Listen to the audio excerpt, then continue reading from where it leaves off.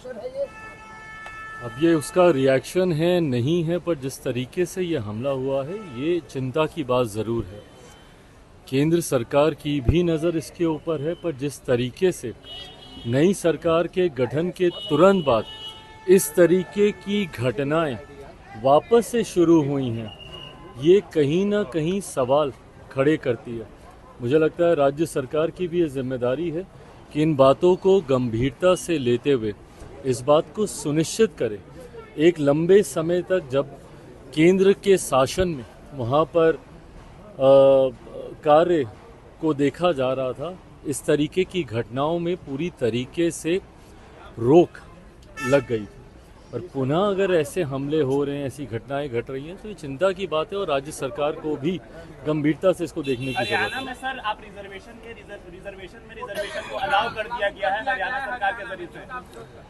देखिए, भारत का संघीय ढांचा है, राज्य सरकारों के पास भी अपने अधिकार हैं, पर जहां तक रही बात इस विषय की, पहले ही लोक जनशक्ति पार्टी रामविलास इस बात को स्पष्ट कर चुकी है कि हमारी पार्टी की नीति इस सोच को लेकर एकदम स्पष्ट है। हम लोग नहीं समर्थन करते हैं इस बात का। मुझे लगता है जाति की नहीं, जमात की बात होनी चाहिए, और ख़ास तौर पर जब आप अनुसूचित जाति का जब आप जिक्र करते हैं जिसका आधार छुआछूत रहा है, अनटचेबिलिटी रहा है, जब तक ये मानसिकता कुछ ऐसे असामाजिक तत्वों की जो आज भी छुआछूत के आधार पर भेदभाव की भावना रखते हैं, ऐसे में फर्दर बाइफर्केशन, सब क्लासिफिकेशन अगर इस तरीके से अगर होता है, तो इससे कहीं ना कहीं जो हक हैं, जो अधिकार हैं इस पूरी जमात के, अनुसूचित जाति के, उसमें कहीं ना कहीं बाधाएं और ज़्यादा बढ़ेंगी,